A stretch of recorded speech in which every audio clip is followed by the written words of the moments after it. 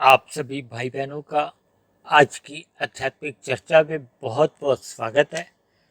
आज की चर्चा का विषय है मनुष्य अपनी हार स्वयं ही लिखता है।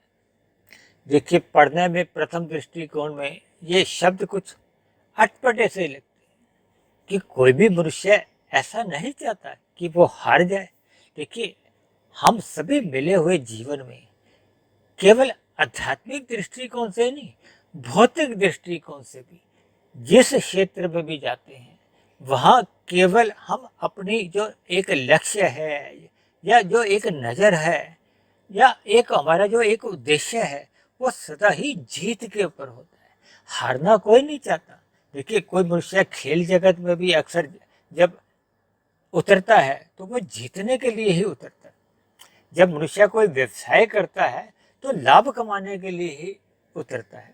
यानी कि जब कोई व्यवसाय करता है या दिन में जितने भी हम कार्य करते हैं उनका उद्देश्य क्या होता है? देखिए, हम जीत जीत का अर्थ केवल जीत से ही नहीं है। देखिए, हम अपने जिस लक्ष्य की प्राप्ति के लिए हम अपने कार्य करते हैं, कर्म करते हैं, उसकी एक पूर्ण हमें उपलब्धता मिले, वही एक जीत मानी जाती है। लेकिन आज तो हमने अपने जो एक विषय लिया है कि मनुष्य अपनी हार स्वयं ही लिखता है। देखिए, मैंने वीडियो के चित्र में बाकी शब्दों से हटकर इस हार को एक अलग रंग से, यानी कि मैंने इसको काले रंग से इसीलिए दर्शाया कि आप इस हार के ऊपर सोचो। देखिए, आप यदि विचार करोगे कि हम सभी मनुष्य योनि में हैं, मनुष्य योनि में ही शास्त्रों का बताया गया है कि ये बहुत ही महत्वपूर्ण योनि है। देखिए, मनुष्य से नीचे की जितनी भी योनियां हैं वो तो आप और हम देखते ही हैं। घरों के आसपास विभिन्न प्रकार के पेड़ पौधे, कीड़े मकोड़े, कीट पतंगे, पक्षी, पशु और उनकी क्या स्थिति है, इस बात से भी हम भली भांति परिचित हैं। और इसी तरह मनुष्य से ऊपर की भी योनियां, देखिए, ऊपर की योनियों से भले ही मनुष्य प्रत्यक्ष रूप से परिचित नहीं भी रहता, लेकिन इतना तो रहता है क्योंकि जब हम ऊपर शब्द इस्तेमाल करते हैं तो ऊंचाइयों से लिया जाता है, शुभ बातों से ही लिया जाता है, सुखों से ही लिया जाता है।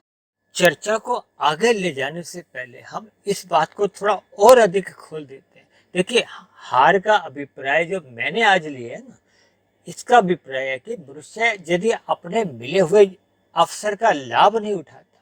लाभ क्या है? देखिए, मनुष्य जोनि को कर्म जोनि कहा गया, साधना जोनि कहा गया। और साधना किसकी करनी है? देखिए, परमात्मा की। क्योंकि शास्त्रों में तीन ही तत्वों की चर्चा आती है, एक है परमात्मा, एक है आत्मा और तीसरा है माया। माया क्या है? ये प्रकृति के तीन गुण, तमोगुण, रजोगुण और सतोगुण। और इन्हीं तीन गुणों से ही आपके हमारे जो तीन शरीर हैं, स्थूल शरीर, सूक्ष्म शरीर और कारण शरीर। अक्सर मनुष्य देखिए सूक्ष्म शरीर और कारण शरीर से प्रत्यक्ष रूप से एक परिचित नहीं रहता, लेकिन देखिए स्थूल शरीर से तो सभी ही परिचित रहते हैं, क्योंकि स्थूल शरीर का हम जन्म भी देखते हैं और मृत्यु भी देखते हैं। यानी ऐसा कोई मनुष्य नहीं है जो स्थूल शरीर की मृत्यु से इनकार करता हो। लेकिन शास्त्रों के अध्ययन से, जैसे जैसे हम शास्त्रों का अध्ययन करते हैं तो फिर हमें परमात्मा, आत्मा, ये दोनों चेतन तत्व का बोध होने लगता है। देखिए, परमात्मा शब्द आत्मा के साथ तो नहीं जुड़ा हुआ। देखिए, आत्मा शब्द दोनों में ही गिना जाता है।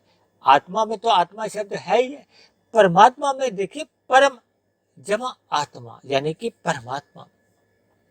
परम शब्द केवल एक सत्ता के लिए आता है, किसी दो तीन चार सत्ता के लिए नहीं। और आत्मा तो देखिए अनंत है। मैं भी एक आत्मा हूँ, आप भी आत्मा है, पेड़ पौधे भी आत्मा है, कीट पतंगे, कीड़े मकोड़े, पक्षी, पशु, ये सभी आत्मा है। आत्मा तो देखिए अनंत है, क्योंकि इनका भी जन्म मरण नहीं होता। इसलिए जितनी भी है भले ही आपके हमारे जानने में, समझने में, पढ़ने में कहीं नहीं आते, क्योंकि इतने ही अनंत है, लेकिन फिर भी निश्चित है, क्योंकि आत्मा का जन्म मरण नहीं होता, इसलिए ये परमात्मा की नजरों में निश्चित मानी जाती है। जैसा कि हम सभी भाई बहन इस बात से तो परिचित ही हैं कि शास्त्रों में 84 लाख प्रकार की जोनियां बताई गई हैं और 84 लाख प्रकार की जोनियों में नीचे की जोनियां और ऊपर की जोनियां, इनको तो देखिए प्रत्यक्ष रूप से भोग जोनियां ही कहा गया।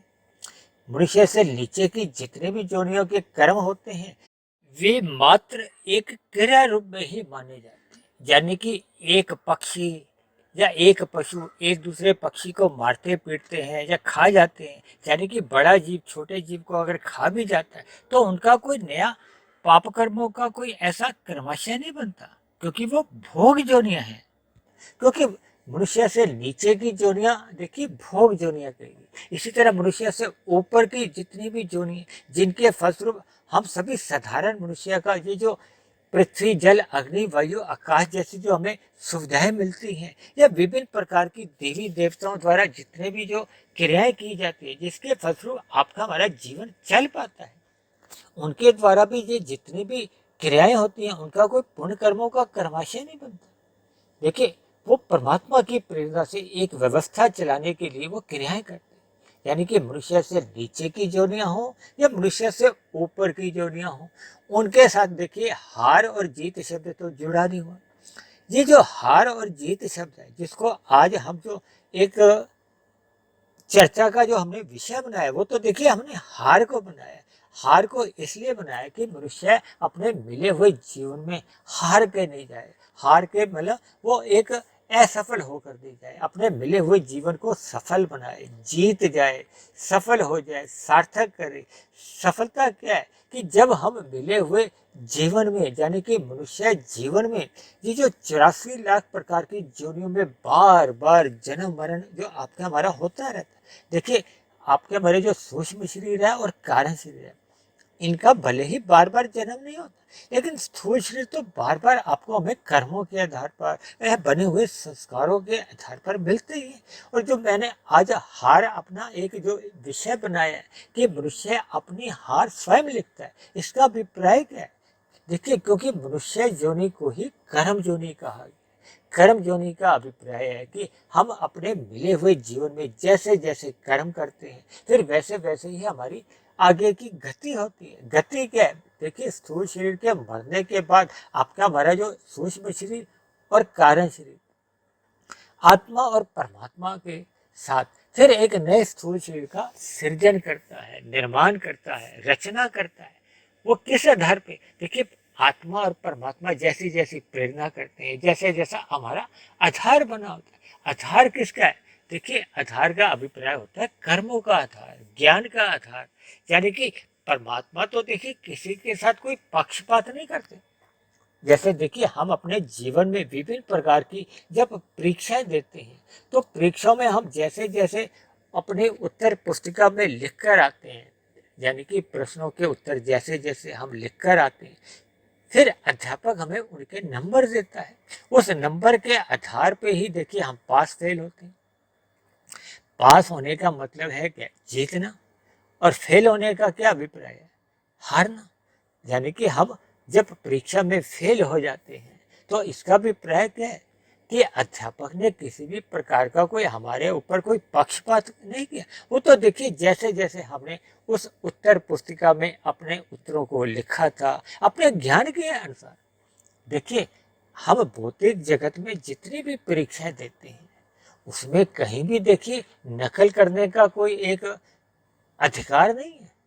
देखिए हम घर से जितना भी पढ़कर जाते हैं लेकिन जैसे ही हम परीक्षा केंद्र में पहुंच जाते हैं तो वहां हमें केवल अपने मन मस्तिष्क द्वारा बुद्धि द्वारा जैसे जैसे उत्तर आते हैं हमें उन प्रश्नों के उत्तर उस उत्तर पुस्तिका में लिखने होते हैं। यानी कि हम पुस्तकों का अध्ययन वहां नहीं कर सकते या हम किसी अध्यापक से कुछ पूछ नहीं सकते कि ये प्रश्न का क्या उत्तर मैं लिखूं, कृपया आप मुझे बता दीजिए। लेकिन मनुष्य योनि क्योंकि कर्म योनि है। कर्म योनि का अभिप्राय है कि हम दिन प्रतिदिन अपने मिले हुए जीवन में मरते दम तक जो जो कर्म करते हैं। देखिए कर्म क्या है? पाप कर्म है या पुण्य कर्म है। जब जब मनुष्य पाप कर्म करता है तो ऐसे किए गए पाप कर्मों का भविष्य में हमें दुख रूपी फल मिलता है। और इसी तरह जब जब मनुष्य पुण्य कर्म करता है उन किए गए पुण्य कर्मों का भविष्य में हमें सुख रूपी फल मिलता है। इतनी साधारण सी बात तो देखिए हम सभी भाई बहन जानते हैं, और अक्सर हम तो कह देते हैं ना, जैसी करनी वैसी भरनी। जो इंसान जैसा जैसा कर्म करता है फिर वैसा वैसा उसका फल भोगता है। यानी कि जैसे हम बीज बोते हैं फिर वैसे ही उसकी फसल आती है। यानी विभिन्न उदाहरणों द्वारा हम इस बात को समझ सकते हैं कि हम मिले हुए जीवन में जैसे जैसे कर्म करते हैं फिर वैसा वैसा ही हमारा उसका फल आता है। फल क्या है? देखिए, मनुष्य की मरने के बाद यदि मनुष्य योनि की ही प्राप्ति होती है तो वो एक अच्छा फल ही माना जाता है। कम से कम मनुष्य फेल होने से तो बच जाता है। ये अगर मनुष्य मरने के बाद नीचे की योनियों में भटकने के लिए जाता है, दुख रूपी फल भोगने जाता है, यानी कि नीचे की जितने भी ये जो 80 लाख प्रकार की योनियां हैं, ये तो देखिए दंड रूप में है। न्यायालय द्वारा देखिए किसी अपराधी को जब दंड दिया जाता है, जेल में डाल दिया जाता है, तो ये कोई सुखपूर्वक स्थिति तो नहीं, ये तो देखिए दुखपूर्वक स्थिति ही मानी जाती है।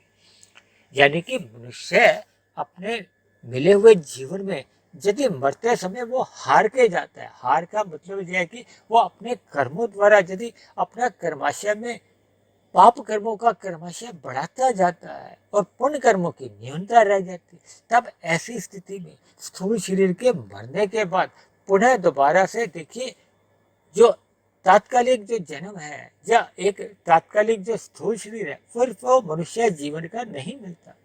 क्योंकि शास्त्रों में कहा गया है कि मनुष्य जीवन या मनुष्य योनि का जो एक स्थूल शरीर है तो तभी ही मिलता है जब आपके हमारे संचित कर्मों में पाप और पुण्य कर्मों की तुल्यता होती है या पुण्य कर्मों की प्रधानता होती है, यानी कि पाप कर्मों की न्यूनता रहती है। इन दोनों ही स्थितियों में इच्छा रहने पे देखिए, कभी कभी मान लो आपके पुण्य कर्म 70% है, पाप कर्म 30% है, और ऐसे में मनुष्य की मरते समय ऊपर की योनियों में या अधिक विशेष सुखों को भोगने की इच्छा बनी हुई है, तब ऐसी स्थिति में देखिए पात्रता तो है मनुष्य योनि पाने की, लेकिन इच्छा ऊपर की योनियों में जाने की बनी हुई है। तब ऐसी स्थिति में देखिए पात्रता से पूर्व इच्छा को सम्मान दिया जाता है।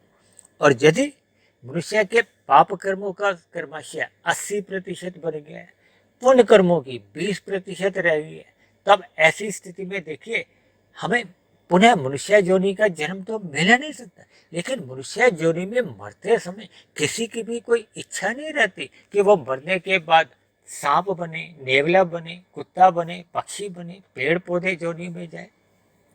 सभी की देखिए एक इच्छा बनी रहती है, चाहे वो मेरी इच्छा हो चाहे आपकी इच्छा हो, वो सदा ही कम से कम मनुष्य योनि की तो सदा ही इच्छा बनी रहती है।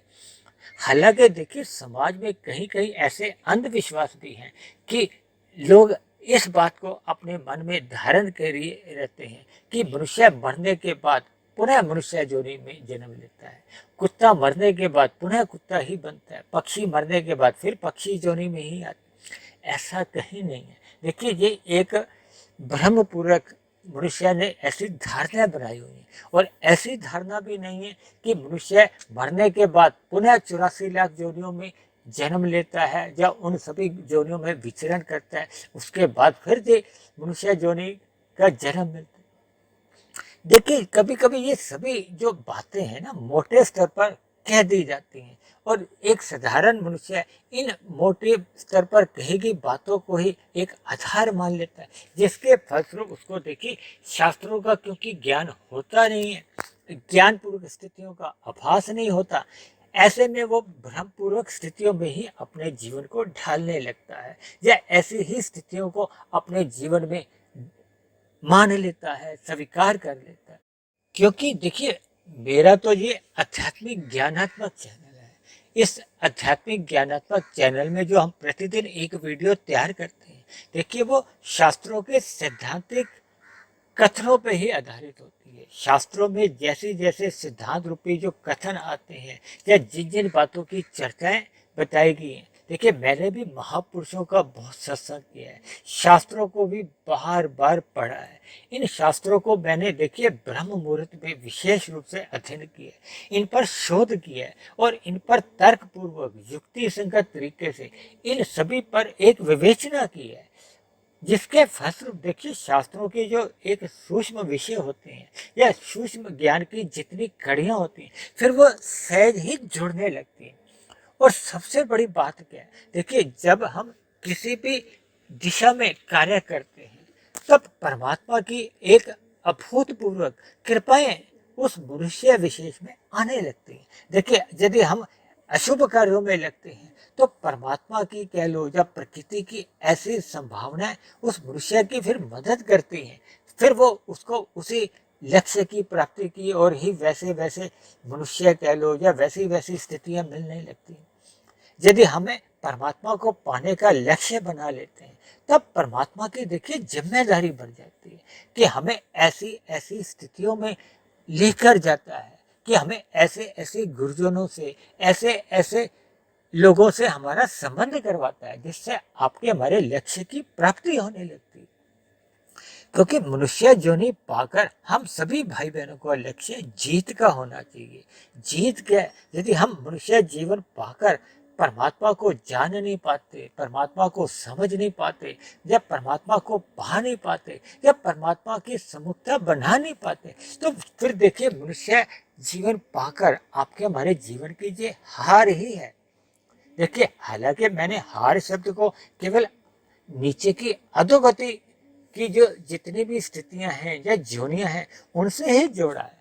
देखिए मनुष्य जीवन पाकर आपको हमें नकल करने से कोई मना नहीं है। देखिए हम भौतिक परीक्षा में जाते हैं तो वहां हमें नकल नहीं कर सकते, लेकिन हम मनुष्य जीवन पाकर हम सत्संग कर सकते हैं, गुरुजनों से विभिन्न प्रकार के आध्यात्मिक प्रश्न रख सकते हैं, उनका उत्तर जान सकते हैं। हम अपने कर्मों को करने से पूर्व उस पर एक पूरा एक होमवर्क कर सकते हैं, यानी कि उन किए जाने वाले कर्मों के प्रति क्या क्या परिणाम आएंगे उन पर हम अध्ययन कर सकते हैं।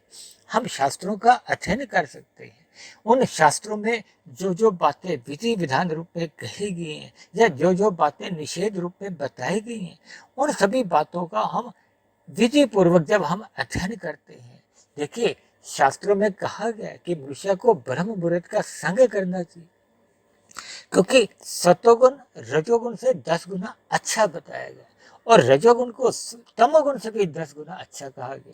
और इसी आधार पर देखिए मैंने विशुद्ध सतोगुण यानी कि परमात्मा को सतोगुण से भी 10 गुना अच्छा कहा है।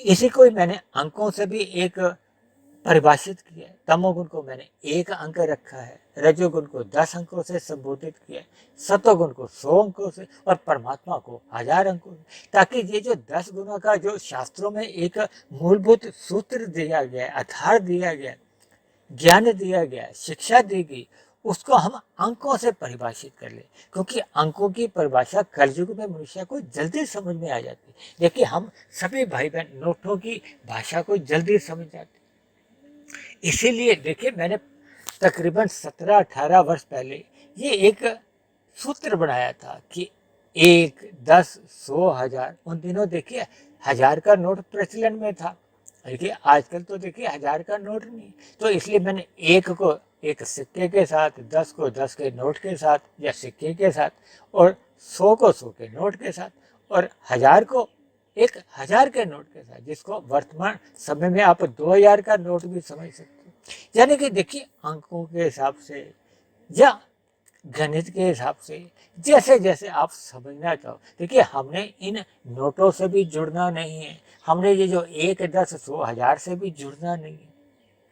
हमने तो शास्त्रों में जो जो बातें बताई गई हैं, यानी कि मिले हुए जीवन मनुष्य जीवन को हमने संवारना है। संवारना क्या है, देखिए स्थूल शरीर के रहते रहते यदि मनुष्य अपने कारण शरीर में अज्ञानता के संस्कार जब जो जितने भी बुरे संस्कार हैं उसको समाप्त कर देता है, क्योंकि आत्मा तो देखिए नित्य ज्ञानवान है, ज्ञान आत्मा का गुण है। देखिए कहा जाता है ना परमात्मा आनंद स्वरूप है, आत्मा ज्ञान स्वरूप है, जबकि ये जो माया है ये तो जड़ है, भले ही नित्य है, इन जड़ पदार्थों में अपने आप कोई परिवर्तन नहीं आता, वो तो देखिए परमात्मा की एक ब्रह्म शक्ति द्वारा इन गुणों में एक परिवर्तन लाया जाता है। देखिए आरंभ में जब सृष्टि का सृजन किया जाता है तो सतोगुण में वृद्धि की जाती है। जब स्थिति बनानी होती है जिनमें ये जो चार युग नित्य बने रहते हैं, तब इसमें रजोगुण की वृद्धि की जाती है। जब प्रलय लाना होता है, जब इसका सृष्टि काल जो करोड़ों वर्षों का होता है समाप्त होने को होता है, तब तमोगुण में वृद्धि की जाती है। देखिए इन पर हमने विस्तार से पहले भी चर्चाएं की है। कुल मिलाकर मनुष्य को मिले हुए जीवन में शास्त्रों का अध्ययन करना चाहिए। देखिए जैसे हमने बताया ना, परीक्षा केंद्र में जब हम परीक्षा में बैठे होते हैं तो हम नकल नहीं कर सकते, हम अपने अध्यापक से कुछ भी पूछ नहीं सकते, लेकिन मिले हुए जीवन में हमें इस ब्रह्म मुहूर्त का संग करना चाहिए। ब्रह्म मुहूर्त में हम जितने भी देखिए ये सात्विक वीडियो भी सुनते हैं, देखिए हम तो जितने भी वीडियो बनाते हैं जो लगभग 650 के आसपास हो चुकी है, इन सभी वीडियो को भी हमने केवल और केवल ब्रह्म मुहूर्त में ही परमात्मा की प्रेरणा द्वारा इनको एक दिशा दी है। इस पे जितने भी हमने विचार रखे हैं, शास्त्रों की जितनी भी बातों को हमने चर्चा की है और जितने भी परमात्मा की प्रेरणा द्वारा हमने उदाहरण दिए, वो सभी बातें हमें केवल ब्रह्म मुहूर्त में ही परमात्मा की प्रेरणा द्वारा एक सही दिशा में मिलने लगते हैं, जिसके फलस्वरूप आपका हमारा ज्ञान बढ़ने लगता है। देखिए जब मनुष्य का ज्ञान बढ़ने लगता है, यानी जब वो सतोगुण में अपनी स्थिति मजबूत कर लेता है, तब ऐसी स्थिति में फिर वो आध्यात्मिक साधना की ओर निकल जाता है, यानी कि वो विशुद्ध सतोगुण की ओर अपना लक्ष्य बनाकर अपने जीवन में साधना करने लगता है। तब ऐसी स्थिति में देखिए मनुष्य ये जो विषय भोग है, जो राजसी एक आकर्षण होते हैं, ये जो गंध रस रूप स्पर्श और शब्द, ये पांच जो हमारे भोग विषय हैं, ये तो देखिए रजोगुण और तमोगुण के कारण ही है, क्योंकि आपके हमारे स्थूल शरीर भी तामसी है, ये विषय भोग भी तामस कहेंगे। और जब जब मनुष्य ज्ञान में स्थिति में नहीं रहता, रजोगुण में अपने आप को विषय भोगों की ओर सम्मुख बना लेता है, तो वो अज्ञानता में आ जाता है या धुंधली स्थिति में आ जाता है, क्योंकि रजोगुण को एक भ्रमपूर्वक स्थिति कहा गया, अधूरा ज्ञान कहा गया, जबकि सतोगुण में ज्ञान में स्थिति रहती। ज्ञान में स्थिति होने से हमें ये जो पदार्थों का जो एक स्वभाव है, क्योंकि पदार्थों से मिलने वाले सभी सुख अंतोगत में दुख का कारण बनते हैं, क्योंकि कोई भी आप भौतिक पदार्थ का सुख पकड़ नहीं सकते, उसका हमेशा सुख ले नहीं सकते। अक्सर हम एक उदाहरण देते हैं कि पहला रसगुल्ला खाओ, उसको एक सुख मिलता है, दूसरे में और कम, तीसरे में और कम, चौथे पांचवें में फिर वो क्रमशः सुख समाप्त हो जाता है। इसी तरह देखिए कोई भी सुख है उसको हम पकड़ नहीं सकते। आप एक ही गीत को 10 बार सुन लो, 20 बार सुन लो, इन भौतिक विषयों को हम एक सीमा तक ही सुन पाते हैं, उसके बाद हम उनको नहीं सुनते, फिर हम कोई नए विषय भोग में चले जाते। ऐसे ही देखिए जब हम किसी पहाड़ी इलाके में भी जाते हैं तो वहाँ भी देखिए 2 दिन 4 दिन 10 दिन बाद हम उब जाते हैं, पुनः हम अपने घर की ओर लौट आते हैं। इसी तरह देखिए चाहे वो स्पर्श सुख हो, किसी भी देखिए विषय सुख को हम एक बार चखते हैं, 2 बार चखते हैं, फिर धीरे धीरे उससे हमें सहज ही एक वैराग्य होने लगता है। लेकिन जब जब मनुष्य अज्ञानता में रहता है तो उसकी विषय भोगों में क्रमशः रुचि बनी ही रहती है। जब तक उसकी स्थूल शरीर की इंद्रियां शिथिल नहीं होती तो इन विषय भोगों को भोगने की उसके मन में एक वासना बनी रहती है। देखिए स्थूल शरीर तो एक समय के साथ साथ बूढ़े हो जाते हैं, यानी कि स्थूल शरीर की इंद्रियां शिथिल हो जाती हैं, वो विषय भोगों को भोग नहीं पाती। तब ऐसी स्थिति में मन में जैसे जैसे उनकी वासनाएं होती हैं, कार्य शरीर में जैसे जैसे संस्कार बने होते हैं, ये फिर अधूरी वासनाएं और जैसा जैसा आपका हमारा कर्माशय संस्कार बने होते हैं, फिर ये नए जन्म का कारण बनते हैं। इसलिए मनुष्य को मिले हुए जीवन में ज्ञान पूर्वक अपने जीवन को बिताना चाहिए, अपने दिनचर्या व्यवस्थित रखनी चाहिए। देखिए प्रकृति के जो 3 गुण एक क्रम में आते हैं, शाम को सूर्य के ढलते ही तमोगुण का आरंभ हो जाता है, फिर तमोगुण के 8 घंटे बने रहते हैं, जिसमें एक घोर तमोगुण की स्थिति आती है जिसमें मनुष्य को अवश्य ही नींद का संग करना चाहिए, और इसी तरह फिर उसके 8 घंटे बाद फिर सतोगुण की अवस्थाएं आती हैं। सतोगुण को ज्ञानमय स्थिति कहा जाता है। इसी में ही सूर्य निकलने से पूर्व के ये 2 घंटे 40 मिनट का जो समय होता है उसको ब्रह्म मुहूर्त कहा गया। ब्रह्म मुहूर्त का संग मनुष्य जितना अधिक करता है तो उसके आध्यात्मिक उन्नति को एक गति मिलती है। और इसी तरह देखिए, दिन में 8 घंटे रजोगुण के आते हैं जब हम क्रिया कर लाभ करते हैं। और यदि आप और हम ज्ञान पूर्वक अपने जीवन को जी रहे हैं तो फिर हम ये जो अपने स्थूल शरीर की अवस्थाओं तक ही पुरुषार्थ करता है, फिर हम विषय भोगों की गलियों में हमारा भटकाव नहीं होता। यानी कि हम अपने मिले हुए जीवन में यदि हम परमात्मा का संग करते हैं, यानी कि सत्संग करते हैं, ज्ञान में स्थिति अपनी मजबूत करते हैं, तो ये आपके हमारे जीवन की एक जीत है।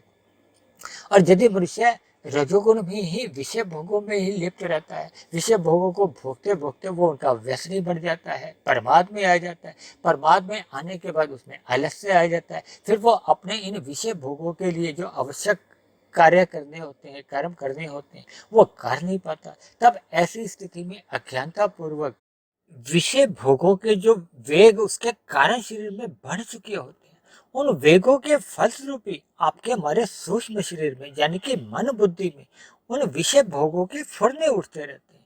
वो फुरने ही फिर आपके हमारे स्थूल शरीर की कर्मेंद्रियों को पाप कर्म करने को बाध्य कर देते हैं। जब ऐसी स्थितियों में वो पाप कर्म अधिक करने लगता है तो उसका पाप कर्मों का एक नया कर्माशय उसके कार्य शरीर में बनने लगता है। और पहले के जो बने हुए अशुभ संस्कार थे जिनके फलस्वरूप उसके मन बुद्धि में बुरे फुरने उठने लगे थे, उन बुरे संस्कारों को और अधिक बल मिलता है। यानी कि कुल मिलाकर उसके कारण शरीर में अशुभ संस्कारों की प्रधानता होने लगती है, जिसके फलस्वरूप मनुष्य का ये जो कारण शरीर से फुरने उठना, फुरनों से फिर उसके पाप कर्म होना, ये चक्र निरंतर एक गति पकड़ लेता है, जिसके फलस्वरूप मनुष्य का पाप कर्मों का कर्माशय बहुत ही तीव्र गति से एक बढ़ने लगता है। यानी पुण्य कर्मों का नया कर्माशय तो बनता नहीं है और पाप कर्मों के कर्माशय में तीव्र गति से जो वृद्धि होती है, ये तीव्र वृद्धि ही उसके जो संचित कर्मों के कर्माशय में असंतुलन ले आती है। यानी कि मनुष्य की मरते समय जब पाप कर्मों की अधिकता होती है, पुण्य कर्मों की न्यूनता रह जाती है, तब ऐसी स्थिति बनने पर फिर मनुष्य की मरने के बाद अधोगति होती है। यानी कि ये जो विषय भोगों के वेग ही जो मनुष्य को पाप कर्म करवाते हैं, यानी कि मनुष्य स्वयं ही अपने मिले हुए जीवन को एक गलत दिशा दे लेता है। यानी कि कर्मों के द्वारा जो पाप कर्म अधिक करता जाता है, ये मनुष्य की अप्रत्यक्ष रूप से एक हार ही है। जबकि मनुष्य जोनि हम सभी भाई बहनों को एक आध्यात्मिक यात्रा में एक उन्नति करने के लिए मिली है। यानी कि हम मनुष्य जीवन पाकर जितना जितना परमात्मा के निकट पहुंचते जाते हैं। ये निकट कैसे पहुंच सकते हैं कि जब मनुष्य अपने मिले हुए जीवन में निष्काम कर्म करने आरंभ करता है। निष्काम कर्म होने की स्थिति में ही मनुष्य अपनी जीत की दिशा में कदम बढ़ाने लगता है। इसलिए मेरी आप सभी भाई बहनों से विनती है कि जीवन में सत्संग करते रहिए, ताकि निरंतर सत्संग करते रहने से सर्वप्रथम मनुष्य पाप कर्मों से बच जाता है। वो रजोगुनी जो विषय भोगों का जो उसका एक आकर्षण है, उसमें भी एक मर्यादा बनी रहती है। यानी ऐसी स्थिति में मनुष्य पाप कर्मों से तो बचा ही रहता है, पुण्य कर्मों में भी धीरे धीरे फिर उसकी निष्कामता आने लगती है। और पुण्य कर्मों में निष्कामता आने से ही आपकी हमारी ये आध्यात्मिक यात्रा आरंभ होती है। इस दिशा में मनुष्य जितनी अधिक आध्यात्मिक यात्रा कर लेता है, वो मनुष्य के मरने के बाद भी सुरक्षित बनी रहती है। यानी कि मनुष्य जोड़ी पाकर हम सभी भाई बहनों को आध्यात्मिक यात्रा में गति पकड़ने का समझ लो, या मिले हुए जीवन को जीतने का एक लक्ष्य बनाना चाहिए। ये आध्यात्मिक उन्नति कर पाना ही आपकी हमारी एक जीत है। यदि मनुष्य आध्यात्मिक उन्नति नहीं कर पाता और मनुष्य मिले हुए अवसर को खो देता है और पाप कर्मों में लिप्त रहने लगता है, जिसके फलस्वरूप मनुष्य की अधोगति होने लगती है। ये अधोगति ही एक प्रकार की आपके हमारे मिले हुए जीवन की एक हार है, जिसको मनुष्य स्वयं लिखता है। इसलिए मेरी आप सभी भाई बहनों से विनती है कि मिले हुए जीवन में रजोगुण का संग मात्र मर्यादा में करें और तमोगुण का मल रूपी संग से अवश्य ही बचें। और ब्रह्म मुहूर्त जो कि सतोगुण की एक शुद्धतम अवस्था होती है, जिसमें हम परमात्मा से जुड़ने में एक उस मिले हुए समय का सदुपयोग कर सकते हैं। ऐसी सभी शुभ स्थितियां जब तक आपके हमारे जीवन में निरंतर बनी नहीं रहती, तब तक मनुष्य जीत की ओर अग्रसर ही नहीं होता। तो इसलिए मेरी आप सभी भाई बहनों से बार बार विनती है कि जीवन में सात्विकता लाने के लिए मनुष्य को इन राजसी विषय भोगों से अवश्य ही बचना चाहिए, जो अप्रत्यक्ष रूप से मनुष्य को पाप कर्मों में धकेलते हैं। और यही किए गए पाप कर्म ही मनुष्य के जीवन की एक हार को एक दिशा देते हैं। तो ऐसी हार से बचने के लिए सदा ही सत्संग करते रहना चाहिए, ताकि मिले हुए जीवन के लक्ष्य को हम जीत में बदल सकें। इन्हीं शुभ कामनाओं के साथ आज की चर्चा को अब हम यही विश्राम देते हैं। आज की चर्चा से संबंधित आप किसी भाई बहन का कोई प्रश्न हो तो आप मेरे नीचे दिए गए कमेंट्स बॉक्स पर जाकर आप अपना प्रश्न लिख सकते हैं। यदि आपका मेरे आध्यात्मिक ज्ञानात्मक चैनल के प्रति कोई सुझाव हो तो आप अपना सुझाव भी लिख सकते हो। और यदि मेरी कही गई बातों पर आपकी किसी भी प्रकार की कोई आपत्ति हो, शिकायत हो, मतभेद हो, तो आप नीचे दिए गए कमेंट्स बॉक्स पर जाकर आप अपनी शिकायत या आपत्ति भी लिख सकते हो। और परमात्मा की प्रेरणा से ये जो हम प्रतिदिन एक वीडियो तैयार करते हैं, ये बनी हुई वीडियो यदि आपके जीवन में सकारात्मक परिवर्तन लाने में मददगार साबित हो रही हो, परमात्मा में आपकी प्रीति जग गई हो, आपके अंधविश्वास दूर होने लगे हो, आपकी दिनचर्या एक व्यवस्थित हो गई हो, तो मेरी आप सभी भाई बहनों से विनती है कि आप मेरे इस आध्यात्मिक ज्ञानात्मक चैनल सुधीर भाटिया फकीर को आप स्वयं भी सब्सक्राइब करें व अन्य जिज्ञासु भाई बहनों को भी इस आध्यात्मिक ज्ञानात्मक चैनल से जोड़ने में आप मेरा सहयोग करें, ताकि समाज में एक सतोगुनी वातावरण का विस्तार होता जाए। उस सतोगुनी वातावरण में हम सभी भाई बहनों का सुखमय जीवन बीते, परमात्मा में सदा प्रीति रहे और हम सदा ही पाप कर्मों से बचे रहे। यही मनुष्य जीवन पाकर हम सभी भाई बहनों की एक जीत है। तो चर्चा को यही विश्राम देते हैं। कल फिर मिलते हैं एक नए विषय को लेकर, एक नए संदेश के साथ। तब तक आप सभी भाई बहनों का बहुत बहुत धन्यवाद।